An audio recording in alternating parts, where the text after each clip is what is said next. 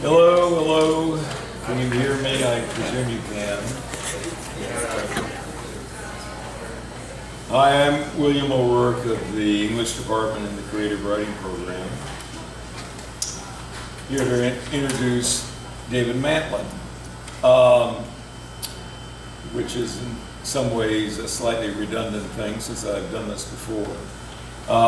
Because even though David is a professor at San Diego State University where he teaches in its writing program, he has a number of Notre Dame connections.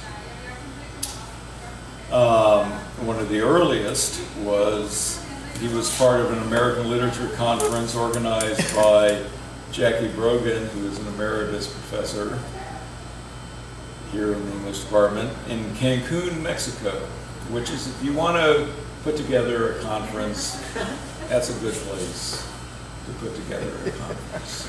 It's in Cancun, Mexico, because there's any number of things to do and see there, so keep that in mind. And he was involved in, I saw him earlier, there he is reading some other book, Steve Tomasula's And Now conference. I think it was his first And Now conference. There have been many duplications in foreign environs as well as domestically of And Now. But the first one was here in the CCE, and David was part of that. And of course, his fiction and nonfiction has appeared any number of times in the Notre Dame Review. He actually read here 5 years ago, and not but a month or so ago, he was on our panel, the Notre Dame-centric panel, that, absent one of our major players in the panel, we just had in Seattle at the AWP conference, Navigating the Other 60s, otherwise known as the Geezer's Complaint. It was actually more successful than I was expecting it to be. Though I have said some of this before, what I'm about to say, not just what I said, but what I'm about to say. But I said some of it in the era before YouTube and NSA digitization of all information available, our mega info data that our president holds so closely and everybody holds closely. Imagine if J. Edgar Hoover was still alive. He would be ecstatic, I guess. But anyway, what I'm about to say does bear repeating. In 2005, an updated version of David's 1997 book appeared called Prisons Inside the New America. There were, once upon a time, federal programs. I mean, federal meaning that the government in the United States sponsored these, was paid for by taxpayers, that brought writers into prisons. I almost got into Sing Sing in Ossining, New York, and through a haphazard set of circumstances, I was shut out of the prison gate. I was the only person who wanted to get into the prison who didn't get into prison. But they did bring writers into prisons, and some art and literary organizations still do and try to do these things. Prisons, like the military, have for some time been the avant-garde of the privatization business. Privatization is now so ubiquitous, nobody even talks about it anymore, because it's just happened. And the military has been privatized for the last 20 years, nobody tended to notice. But the prisons, it's almost been close to 30 years that they've been privatized. The U.S. keeps wonderful company when it comes to killing its own via the death penalty. A number of countries, China, a handful of Middle Eastern countries, the usual suspects, Iran, Saudi Arabia, Pakistan, and the USA account for 93% of all the executions in 2008 which was the last date I checked. 93%. Us, China, and the Middle East, and the United States. We take Texas, Oklahoma, I could name the states. Missouri, where I grew up, I wasn't born there, but I grew up in Missouri, just successfully executed through some kind of, I think they gave the guy too much Tylenol and he died last night. That was because they don't make the drugs. They can't get the drugs anymore. So they gave him 6,000 Tylenols and killed him. Anyway, these days our state governments want to sell the right. Not Mitch Daniels anymore, but our Governor Pence. They want to sell the right to punish their citizens for whatever 20 pieces of silver they can get. David, needless to say, is one of the handful, if there are a handful, of novelists or poets, creative writers to take on this industry. It has been the growth industry in our country since when I was in Washington in 1980 at a bar near the Teamsters headquarters and sat next to this lunatic who kept going on about he was in the prison business, and he was just so happy of all the money he was making. This was, in 1980. Okay. On the back of one of David's earlier books, it's called It Might Do Well with Strawberries, is a blurb of mine where I say that David is one of these dangerous things, a writer's writer, which means usually only discerning readers come to his pages. I think it's a prudent idea to compliment readers as well as writers. But unfortunately, writers mean that if only writers read you, you don't have the multitudes. On the back of his new collection of stories, Up Fish Creek Road and Other Stories,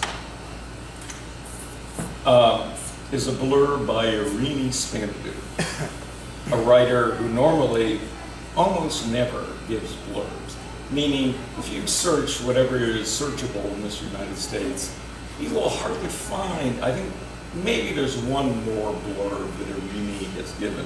Irini had a huge success. All three of her novels have been published by Knopf. Her first book, God's Snake, had 14 international editions. But Irini, she just never gets. She mostly dishes out barbs. She doesn't give blurbs. She gives you barbs, but not in this case. On the back of this book, she writes, "Though these stories are anchored in events unfolding in contemporary times, their power and beauty rest on Matlin's rhapsodic evocation of America's past.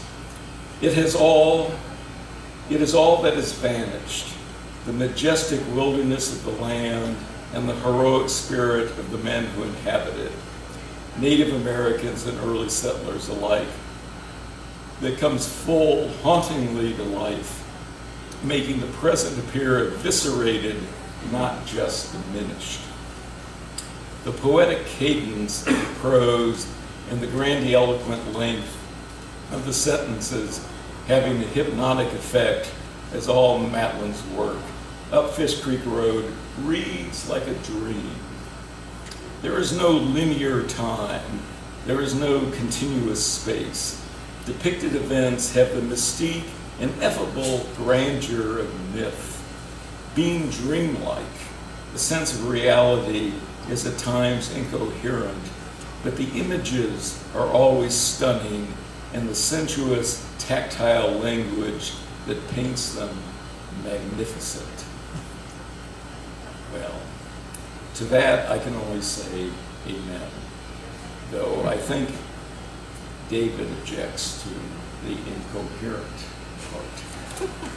Anyway, David Matlin's place in the sparsely occupied zone of literary excellence and accomplishment is secured once again by his new collection of stories, Up Fish Creek Road and Other Stories.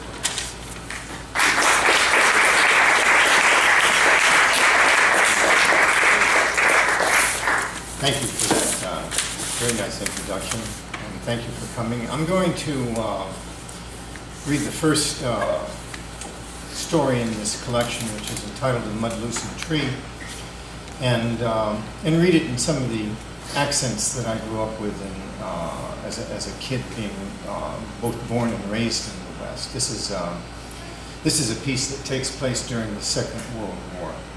When wood's thickness won't do. Dr. Blanchard wondered how that phrase from his mother's spring observations mixed with the sense of raw garlic washing over this corner of land. He'd been assigned to as a conscientious objector, Sanger, California, the small town lying in its bed of 1942 midsummer heat.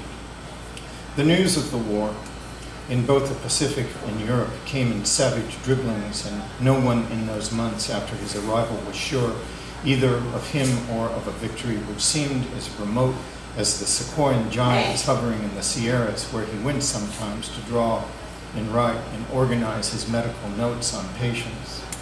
The people he treated, though they needed medical care, were suspicious and often overtly distant. One result was the grinding isolation of his young daughter and son.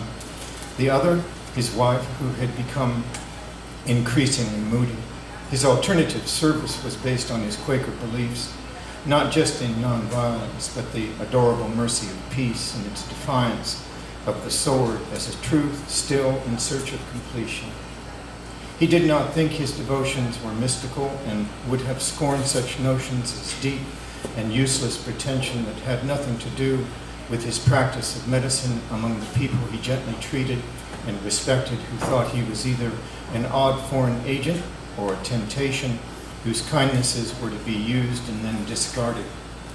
Joe Blanchard was up most mornings by 4 a.m. tending to births, fevers, infections, sunstroke, discoveries of cancer, and farm injuries which included lost fingers, lost arms, lacerations, and sometimes just drunken angers over work, going to dead marriages, the moveless, looming high sea eras that seemed to scavenge men's dreams, broke them, and prompted them toward carelessness and its translations into women and men and children with cut lips and bruises.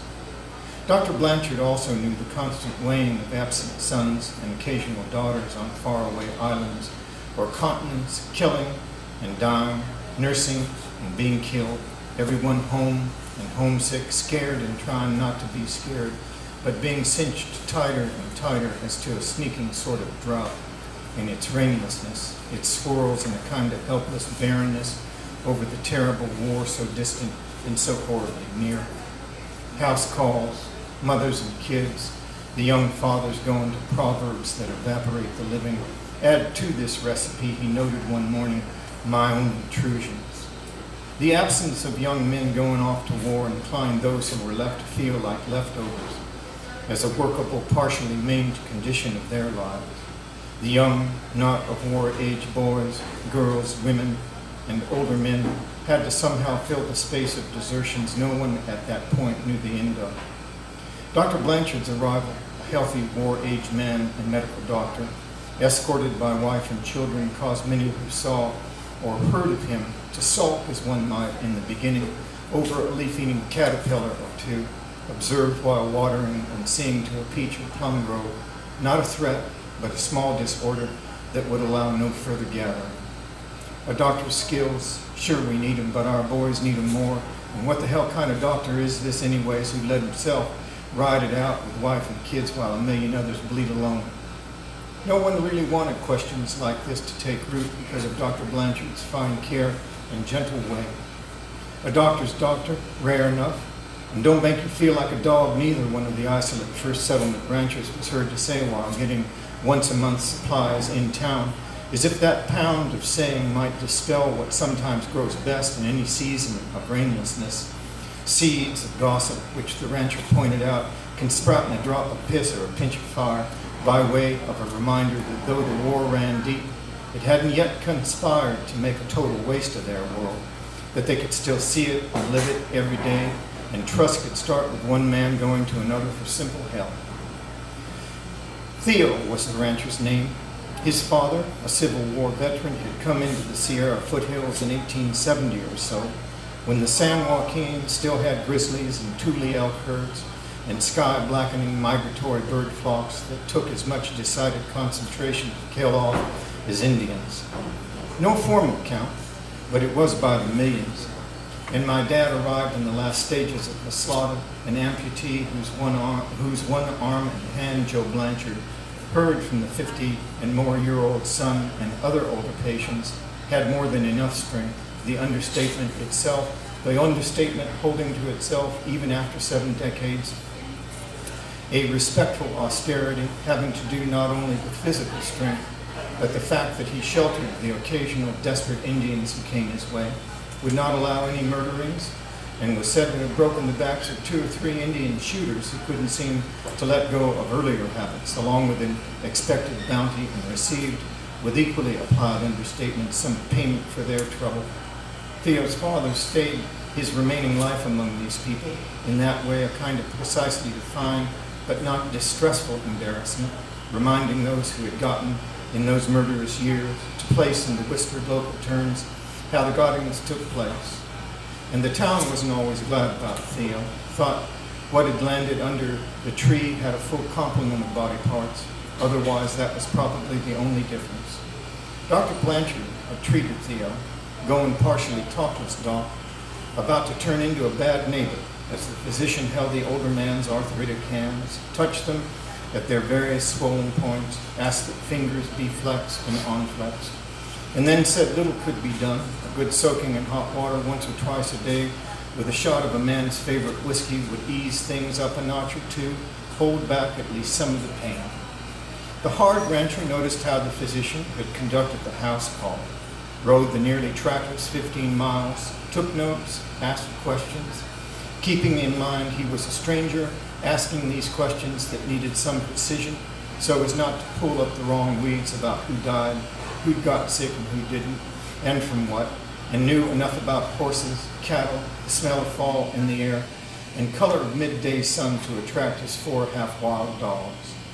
And the minor earthquake that took place while the general practitioner held the elder man's hands, the walls of the house swaying, chairs seeming to float a yard one way, then back approximately to their original position. And outside, the windmill creaking, the live oaks in their livid, twisted rupture, hovering over a creek, dropping some of their limbs, a crack appearing in one of the oldest trunks that would surely kill the tree in the last 5 of its 500-year life, the hills lifting up mists of displaced dust, the doctor placing his glasses properly, again on the bridge of his nose, when the swaying stopped, as if this were also a part of his vocation, not exactly companionable, but supposable, as the rattlesnake bites he also sometimes treated, if he could get to the victim, or the victim to him in time. Theo did not ask, though, what is doctor doing here? He could readily see for himself what was being done to the best of one man's abilities, pouring an intelligence into the daily needs of a practice, keeping the hours exact and spare so as to get to know patients and their ways. He left the question up to his neighbors and fellow townsmen. It was to Theo a democracy, and young men and women were dying for the price of such painful inquiries as the one beginning to emerge in the valley that shifted and trembled below him. More than that, an old Theo saddled up a horse to ride fences or shoot a hawk taken up a habit of raiding his chickens. It wasn't that thought was certain, but there were certainties, and the immediate business was to know how far they'd come and go. Otherwise, the exposed fronts caused the man to slow down some and sharpen his knife. The rancher had also fought in World War I, and the doctor, as he examined the increasingly arthritic hands, noticed the burns on wrists and forearms. Mustard gas, Joe Blanchard looked up into Theo's eyes. Can still see the fog making its mess, Doc. Part of my lungs, too. Not enough yet to stop breathing, though. Haven't seen such burns very often, Theo, as the younger man touched the still traumatized skin, applied the stethoscope to chest, listened, took a salve from his bag, left it on the kitchen table, and said, "When you run out, I'll get more." Theo remembered equally the young doctor's hands. His fingers were short, the flesh thick and seemed unrelated to the physician's tall, thin body until he touched the patient's veins or joints or felt an armpit. It was hot that day, 110 degrees and more, and the younger man was grateful for the lunch of cool well water, hard-boiled eggs, and smoked venison, along with some pick-me-up slices of lemon, peaches, and a pot of fresh honey. Never had a better lunch, Theo. Never expected fruit or water this good. Father hauled the first trees on a pack horse, made sure they wouldn't get too rain resistant and break someone's teeth. Got a small orchard now and some hives. Any more rain than the valley? Can't say much more, but the snow piles up pretty good. Poor man's fertilizer won't get anyone rich up here, but down there it attracts the funniest gamblers ready for their hand at poker with the creation. No other way I know to think about farming or ranching. Beautiful a devil is ever boiled up in a man's mess of dreamings, depending on your brand. If you're ever ready to try it, Doc, let me know. Think I'll let that epidemic pass me by for now. Theo liked the younger man's refusal. Its lightness gathered, but not too hard, and it was, with a little rummaging, given to the form of leisurely ambiguities that caught Theo's respect for men who might find a way to belong anywhere in any world without having to scheme. Yep, don't come looking for no company up cheer, Theo added, with a touch of the listener grown shrewd before the slippage of his own words. Cattle running okay, helps away fighting the war, but the sons help out when they can. Dr. Blanchard knew Theo had sent at least 4 of the sons and daughters of his hired workers to college, and that the town whispered about this, the gossip reaching to Fresno and beyond, the too easy whispering about wasting money on Mexicans, Indians, Okies, the local and not so local people sneering over the thought, the intolerable proclamation of it. The other, perhaps more fearful whispers had to do with Theo's boyhood, specifically his earliest fascinations with geology and the rock-boiled world that thrust itself up nearly 3 miles and held only the most fleeting possibilities for both the prosperous and the damned who might inject themselves with its invitations. As a child, he was rockhound, didn't you know? As if that would explain a certain kind of helpless error, akin to retardation or worse, a calling of the spirit lying outside of the local Christian appetites for the rapture and any messages to be sent to the sinful inhabitants of the fallen world. The boys wandering in places like Kings Canyon posed for the most faithful and devoted and insidious mischief, and a committee was gotten together once before the turn of the century for a visit. Those visitors one Monday after the Sabbath saddled up some horses and for insurance took wives with baskets of food in case of some sort of trouble, said a local pastor. Fear of God must have made him unafraid to hide behind a woman's skirt, was the comment Theo's father was said to have whispered through his gritted teeth after the incident. The party of 5 rode up into the foothills, their horses and a mule, to carry water, and even a passenger if the footing became too loose or hazardous. The journey was said to take then 5 hours, late spring in that 3rd year after Theo's mother's death. Sun was full out, so too the rattlesnakes and scorpions. And there were still scattered grizzlies in those decades, as well as Yokut and Miwok burials with fine baskets the ladies used to decorate their parlors. The mother died a year after the son's birth. Valley fever, it was said. The mysterious infection named after the San Joaquin itself, but also called desert rheumatism, maybe because no one knew what the hell else to say about such kinds of dyings.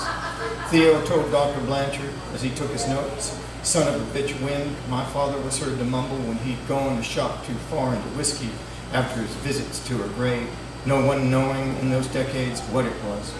Middle finger was where hers began, a small abscess along with the flu and some pain in the right side. Not a thought more than that, as it was told to me, other than rest in bed for a day. 2 at the most. Skin boils came, the other, crushing headache, hallucinations, the whole thing carried her off like the petal of the poppy without touching me or my dad. Dr. Blanchard listened carefully. He'd seen other less dangerous symptoms, but ones that were persistent in their deliberations. Fatigue lasting for years, a month only without explanation. No one knew exactly how it might turn out once the infection came. Dr. Blanchard knew its name, coccidioides, a fungus hibernating in the dry alkaline soils, stirred by wind or hoe, tractor blade, a simple footstep and flying like some misaligned pollen from an earlier geologic age to the lungs of more recent species, human and non-human. The physician, knowing the name, knew too that wasn't quite enough. The disease was often difficult, chronic, so he noted Theo's story, having already attempted to treat others.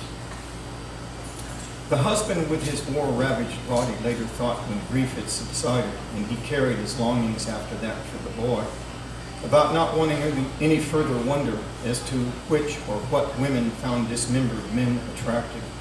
So he watched the small procession climbing toward the plateau, the retreat he constructed before his wife's death to escape the stifling summer heat of the valley, the women with long dresses and hats and scarves to ward off sun and wind, the men stiffly suited riding their horses badly.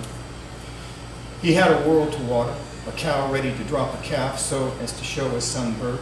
He looked at the surrounding granite spires looming over his 1,000-acre plateau with its arroyos and year-round streams, stands of oak and sycamore and cottonwood and wild-flowered shadows, knew it would all still be around when the uninvited arrived. Amputation at the shoulder of his left arm. A sniper at Chickamauga, the inflammation of the Cherokee name, river of death rising up, perhaps as terrible as the original bullet itself, to send those parts of his body into hungers more rapacious in their invisibilities than the visible at the farthest boundaries its senescence could bear or comprehend. Such personal speculation had risen up out of the absence, as Theo's father referred to it, the ocean where the soul might swim, having its shores reduced. So he walked 2,000 miles, learning in that after-war immensity to redirect the balance of his body. And it appeared to those who reluctantly marveled over it that he had far more arms than the countable, comprehensible one, with a hand that could lift a common man up to dangle in the air, which he'd done when necessary, to prove that the end of the day will surely come, and to further surprise the unsuspecting with the hidden mysteries of the landscape. Born on Long Island, father's people fishermen, mother's people farmers, 1839, far from the clank of crowds, he was heard to say, adding, I too started from Palmanel, and recited Whitman's poem to his son as they shod and checked horses' teeth, chopped wood, and built a local fortune from land purchases. And when the Southern Pacific came, that too, sending crops of fruit around the world. Sagaponack, the exact place of birth and boyhood spent exploring the local bays with their old defiantly firm names, the depths of their insinuations not yet broken at that point, when he canoed as a 15-year-old the watery swells of the Chiconack, the Peconic, the Mapic bays. He liked both fishing and farming, but the storms and tides of the sea drew him more against his uncle's fate. His mother's beloved brother, following a plow horse, turned up a nest of ground hornets and was stung to death. And he, the nephew, could smell the currents, had an eye for sea distances, lay for sea colors, bones for weather. There was no decision, really, no dilation of the will, along with the memory of his uncle, bloated in his suffocation from at least 200 stings. The plow horse found nearly a mile away, pulling at tufts of seagrass on a dune overlooking the Atlantic, with 20 or 30 dead hornets woven into the mangy disarray of his tail. What his pre-Civil War memories allowed him against the mountainous creature horrors which wanted to immerse him, he knew, as another ocean memory could barely resist. The waters of Long Island Sound cutting his arms and shoulders from the thinning ice of early spring to the thickening ices of early winter, the haul of fish and fish nets, and his and other waterlogged faces, fish and net weight cutting at his endurance, the smell and glistening bodies of sea lions waiting for their thefts, ocean spray burning his ears and eyelids, heaving sea and horizon close to the nose, porpoise timing their watchful passages into the air with a heavy or light undulance of sea swell. Keep an extra eye for sharks, or keep an extra eye for sharks, and if you get one, an extra hand, the elder fishermen joked, their own nostrils wet with sea-washed fish oil, Fish blood, hair, and ears under that sun glinted with scales of freshly clubbed sea creatures, the piles of flesh, fish ripe and slippery, and one needed to watch for the clandestine gaff prawn, which could butcher either men or that unlucky sea serpent come for its lone mistake. One midday meal, along with a bowl of steaming cohogs, his mother set beside his feast for her son the collection of Walt Whitman's poems, Leaves of Grass, which he memorized and recited to himself as he either restrung or set nets, the labors and the poet's phrasing setting a pace that brought him into and through the days without feeling like a heaped-up shade. The book of poems appeared in his 16th year, 1855. When he later asked his mother about the gift, her explanation was a fellow Long Islander had written them, as if that response might admit light into shadow, escorted by the common practicalities of household chores as a relief from the glancing darknesses which had stolen the life of her brother. On that basis, the family subscribed to the Freeman Whitman's newspaper in Brooklyn. And though it more often came late or not at all, Theo's grandfather read the news, avidly looked for the poet's journalism, and recited it to Theo's grandmother as she prepared Sunday chowder, baked bread, planned her garden for the summer. The maternal great-grandmother, her name was Ora, as if the tones of the central consonant, encircled by the orbiting vowels, were a well-footed, not at all unpleasant solar system, which, in its gatherings, also included her habit of befriending a new female goose of each generation, who cried whenever she, the mistress of the farm, was seen to leave by those other feathered mistresses and protectors of the barnyard. She preferred not to be aligned, however, with any members of the family of orators, no matter how persuasive, except the one who struck the deepest chords of her admirations, Elias Hicks.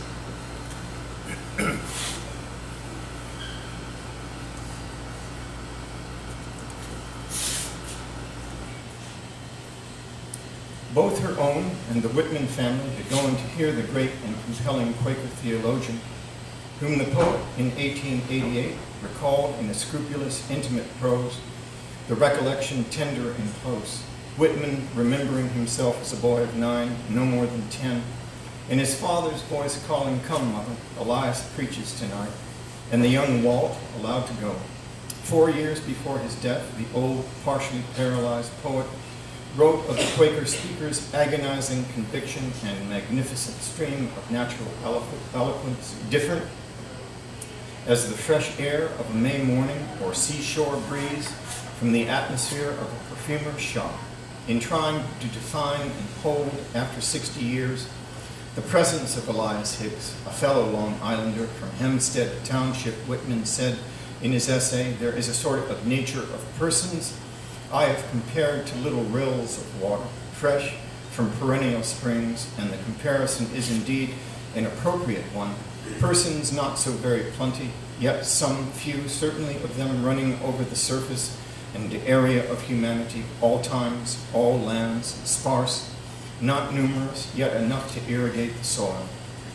Theo, in his boyhood, wanting to have a more definite sense of his father's origins and what look the faraway Pomenac had, was showing another paragraph from this essay his father thought contained some of the expression he would only stumble before, though he had been sharpened and fashioned by his apprenticeship of walking and discovering such sea and landscapes.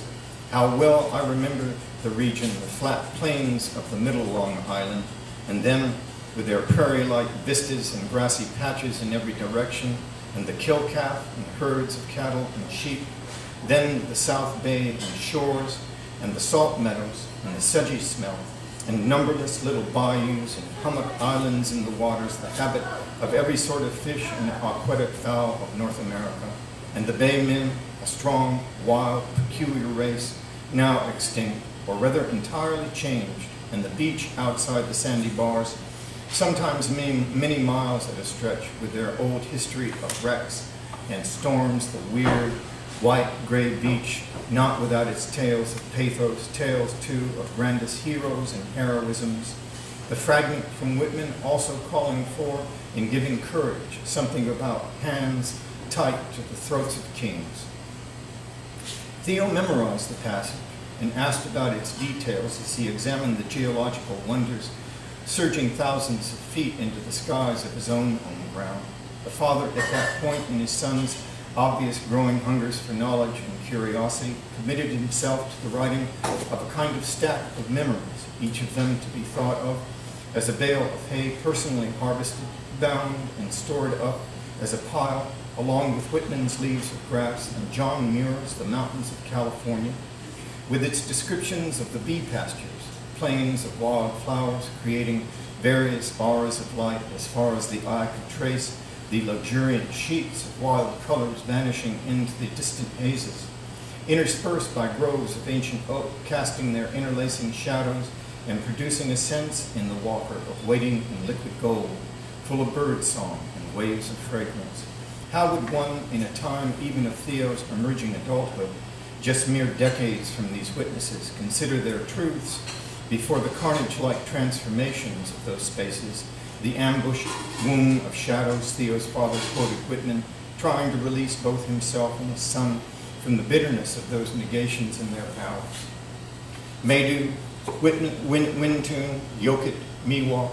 Theo liked to wrap these syllables into his explorations of the high meadows and granitic fastnesses which surrounded his boyhood world, looking for bighorn, the remnant herds at his end of the Sequoia country, not yet destroyed by the hoofed locust, as Muir called the domestic sheep, introduced directly after the gold rush, denuding ancient forage and meadow, spreading disease for which the wild ungulates had no immunities. The sound of the rut, the bloodshot, smaller thunder of the male bighorn collisions echoing off ice-grooved cliff faces was one of his favorite observances and studies, though it too, strong as it appeared to be in its immense sensualities and desperations, was tentative, that word striking the ancient syllables of Indian nouns he pronounced below the warping granite spires, with everything of a language clipped off but a core of leftover hanging sorrows. The older mustard-gassed scarred rancher told the Quaker doctor that as a boy he still saw many of the western hills covered with the original gray-green and green grasses rather than the brown and golden forms that strike the mind in a sweep of sun-creased, grudging distances. Wouldn't believe it, Doc, but those old colors offered a gentleness to these spaces as the Quaker watched the rancher almost sight the trail of his words, moving toward the stories where no famine marked the earliest dwellers, in a region rich in rivers, marshes, swamps, fed by the unimaginably huge yearly snowpack melt of the Sierra Nevada, and the pelagic plains where tule elk, deer, pronghorn antelope, and grizzly bear grazed lakes and riverine mazes, provided nutrient plants, trout, salmon, and migratory birds, foundation for thousands of years, Doc, where the great valley oaks and their acorns cleared enough room for 30 human languages. Come up here at night and you can see the lights of small towns named Tulani, Mokolone, Chowchilla, Kauai, and in invoking the extinct vocabulary in its strangeness, Dr. Blanchard thought at that moment the thick finalities as if they were two geologic forces might shrink back with the pronunciations of these isolate but still breathe relics. Some say those speakers didn't have a word for war or peace, and as Theo let the speculation settle on the paradox of that double absence, Dr. Blanchard, the modern Quaker in the shadow of a second 20th century world war, thought of William Penn's holy experiment and how the founder of that province had been generous and scrupulously fair with the Indians, believing each of their ideals regarding justice were much the same, and that both peoples could live side by side in peace. It took only 100 years, the younger man remembered, from those living moments when the founder was most creative in kindness, and what he, the young physician, thought was the recognition of the carnal presence of the cross to remind women and men of the holiness of their dying and having lived, to the deadened seconds when the grandson John Penn in 1763 proclaimed a bounty for all Indian scalps, sending the grandfather's holy experiment into hallowing ruin. Theo's father knew the small contingent of townspeople held the boy's studies and wanderings in the same suspicions as the fossil skulls of sea lions and flail vertebrae uncovered by the spring floods of valley rivers, or by the simplest act of applying hoe to soil in an innocent garden where the upheavals of the fallen world could challenge the purest forbearances of the devout, upturning Satan's vulgarities posed as the cleverest lie before the real age of the creation. And the boy, after being allowed to read the works of von Humboldt, Lyell, von Bayreuth, and the Lord's acutest enemy, Charles Darwin, would explain to the other children the Miocene or Pliocene fossil leaf impressions in rock, or animal skull fragments and huge shark's teeth aswim in the roots of peach trees, a backyard patch of a good believer's simple strawberries. He carried in his pockets weren't 3,000 or 4,000 years old, but 30 and 50 million in exaltation of the abyss. One prominent minister's wife, hearing of Theo's facts, actually broke one of her molars over the thought of her children receiving such terrible sorts of advice, and so swept up her skirts along with the others for this visit. The Civil War veteran understood the party had a kind of natural force to its determinations, and thought for a moment some well-placed, this side of fatal bullets would be a welcome rain, but one, no matter the intent, that would land all over Theo. For himself, harm had little mystery to it, arriving as it could or must, dry or moist.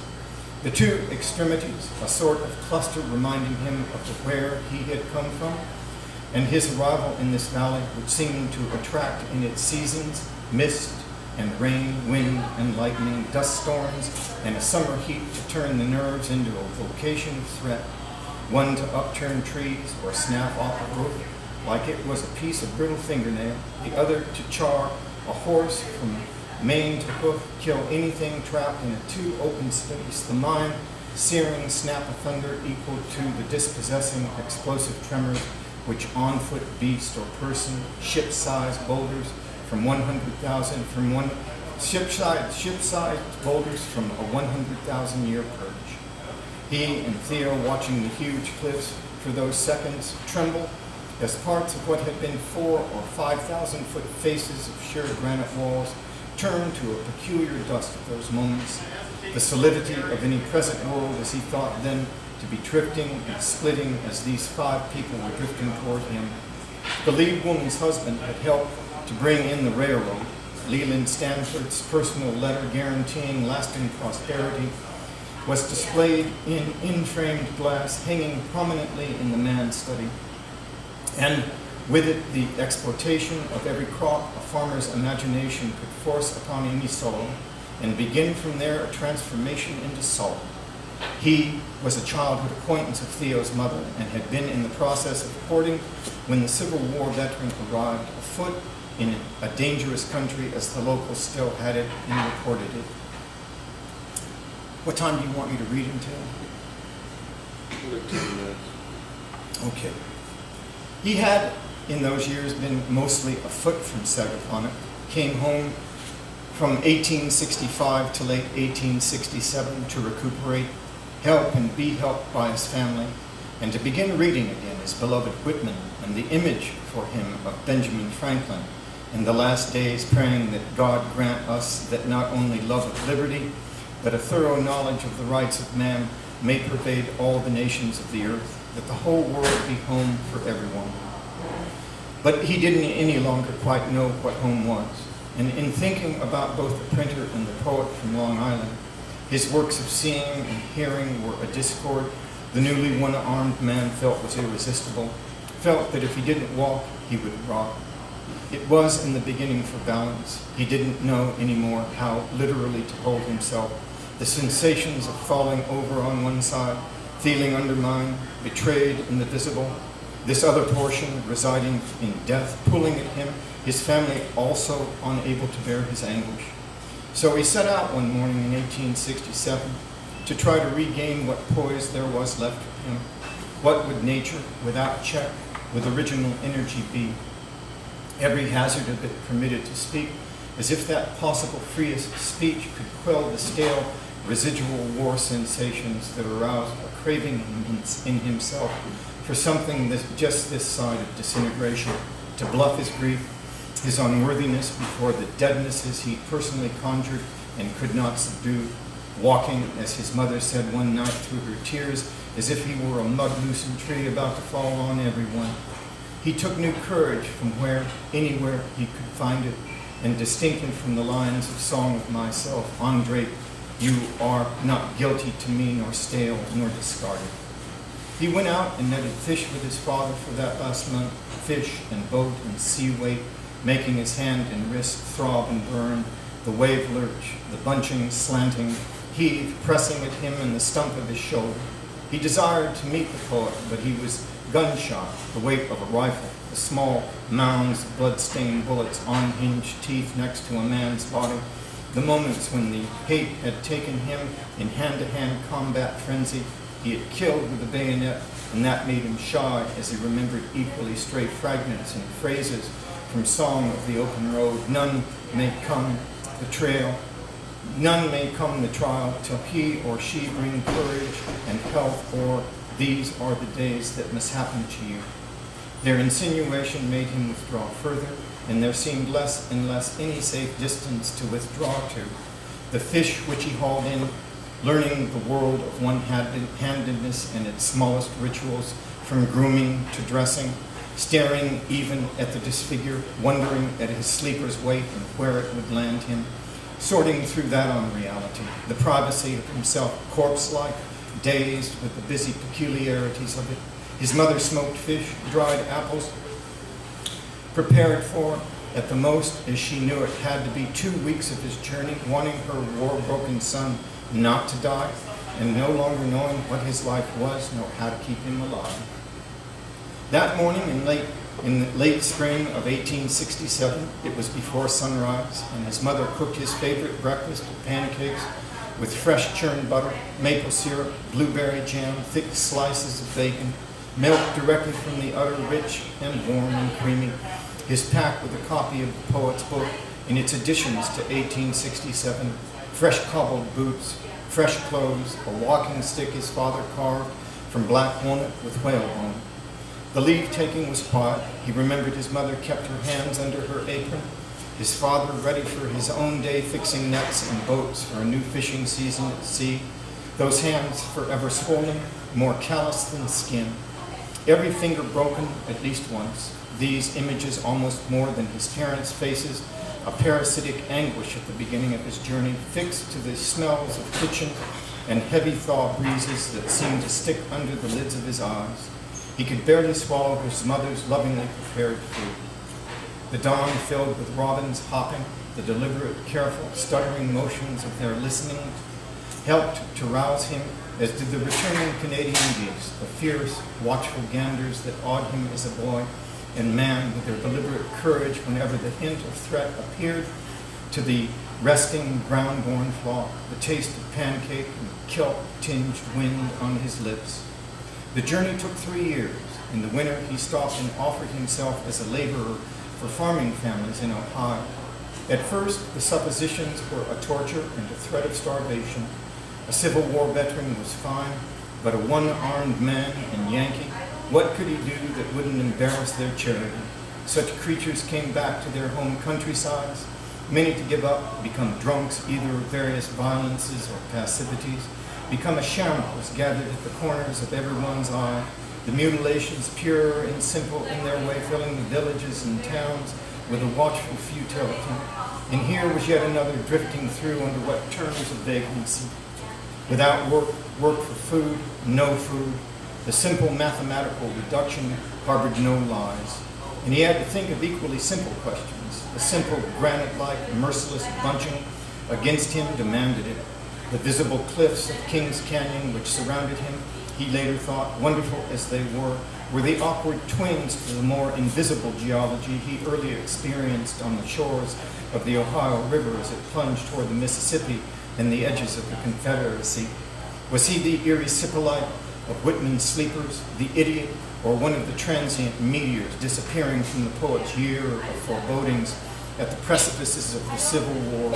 A day, let me show you what I can do in a day, he offered without beggary, wondering at that point what kind of slow ruin a 3,000-mile walk can visit on a man. one like himself hauling death, not by name, but by the breathless residues come to drink at the springs of hostility he could not discard. And he saw himself asking this question as if he were the single actor in a traveling carnival, offering carefully chosen temptation. He was as surprised by these words as the farmer who, with thinning hesitation, allowed him exactly that, a day to do what? Stack and fork hay. Enough for a man with 5 arms. Didn't use them words with the wife, though. She's scared of strangers, scared of the violent men who come home after the war, as if they'd ate the face of doom, the meat sweeter than anything they'd ever had or got again. But you're hired, you'll sleep and eat in the barn. A plate of food will be waiting at sunset. With that, Theo's father was left alone and astounded by his capacities, the fish and sea weight carrying over into the central continent as he reckoned it. Those waves of Sagaponack undermining the relic sensations of his previous body, the oddity of the mutilations, a too arousing curiosity at his edges, and thereby even more suspect, a war wraith. His hand was swollen, blistered, and when he woke from an exhausted doze, there was a plate filled with going cold pork, a pitcher of water, a metal cup, 2 dried peaches. He ate hesitantly, having been already at the fearful borders of this life, and breathing from his own partially entered bodilessness helped him to drift into sleep. The land-bound winter came in a different fury from the one he knew. The bays so direct then to his recollection might freeze over, but the sea swelled and rolled, ate the landward edge ice with tide and spray, rotting sea kelp. Here wood needed chopping, trees downing, horses fed, groomed, tools oiled, harnesses and other leather mended and tended, machinery and buildings repaired, even as blizzards came, subsided into searingly light cracked days, the sun unable to break even the smallest eye blink of the cold as he chopped oak for its density and prolonged fire heat. Wood chips from his axe, acrid, spilled fresh from blade as they piled at the foot of an about to be severed trunk. He learned the arts of sharpening, wood saws, axes, knives, sickles, harrows, thresher blades, spent hours under a whale oil lamp smelling this sea remnant and applying file to steel, learning the new forms of coordination, body and tool, mastering leverages, what could be held and could not, as he experimented and recalled the initial frustrations and despairs over lacing and tying his boots, simple dressing, tucking in shirts, cinching belt after his return to Sagaponack, each small cluster of the new orientations gathering always to him in their slow arrangements as he thought in that winter of Whitman's erysipelas and whether this was the poet's secret image of sorrows for a democracy, not their immediate fatalities, but the generating disfigurement, once able to stake its claim, its full powers of inborn reduction and subtlest enfeeblements. I think we'll stop there. Thanks very much.